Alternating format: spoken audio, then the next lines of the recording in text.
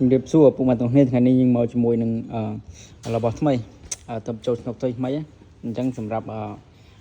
ផ្លែបាញ់វីផ្លែបាញ់វីប្រេននេះបងប្អូនប្រេនណាបងប្អូនគាត់ធ្លាប់យកទៅគឺបាញ់មិនងាយត្រួតល្អហ្នឹងគឺចាប់ដើមមានស្តុកវិញបងប្អូនអរគ្នាហើយស្តុកលើហ្នឹងគឺមានច្រើនមែនទេបងប្អូនមានច្រើនកេះមែនទេអញ្ចឹងបងប្អូនកុំបារម្ភរឿងដាច់ស្តុកទៀតគឺមានស្តុកច្រើនស្តុកលើនេះអញ្ចឹងយើងមានទាំងនេះមាន5ហ៊ុនឬក៏50មីលីម៉ែត្រហ្នឹង5ហ៊ុនហើយនឹងមាន90ហ៊ុនច្រឡំ90ហ៊ុន9ហ៊ុនឬក៏90មីលីម៉ែត្រហ្នឹងហើយនឹងមានមួយទៀតហ្នឹងគឺឈុតនេះវែងនេះមួយទឹកកន្លះឬក៏150មីលីម៉ែត្រហ្នឹង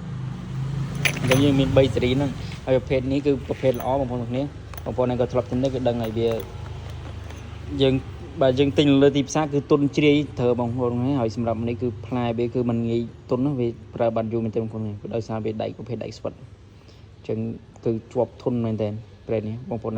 ដែលគាត់ធ្លាប់ប្រើប្រេននេះគាត់ដឹងអញ្ចឹងបងប្អូនត្រូវការអាចឆាតចូល page បានណាសម្រាប់មាន3ស៊េរីមកលើកនេះមានមួយទឹកកន្លះ9ហ៊ុនហើយនឹង5ហ៊ុនទូច5ហ៊ុនអញ្ចឹងបងប្អូនឃើញចឹងបងប្អូនត្រូវការអាចលាក់លេខនឹងទីតាំងបានសម្រាប់អ្នកទិញដល់កន្លែងទិញតែមួយដើមគឺយើងលក់ដល់បងប្អូនមួយដើមតែបើសម្រាប់អ្នកដាក់ផ្ញើតើទិញមួយឈុតឡើងតើទិញមួយឈុត10អញ្ចឹង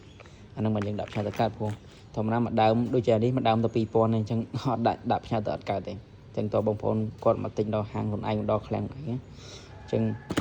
យ៉ាងនេះគឺជាការអាប់ដេតព័ត៌មានថ្មីខាងយើងថាឥឡូវមានស្តុកវិញមានទាំងមួយទឹកកន្លះ9ហ៊ុននិង5ហ៊ុនខ្លីនេះអញ្ចឹងមានតែប៉ុណ្្នឹងបងប្អូននេះសម្រាប់ថ្ងៃហ្នឹងអញ្ចឹងរស់រនឡើងបងប្អូននេះកុំឲ្យដាច់ស្តុកដូចមុនទៀត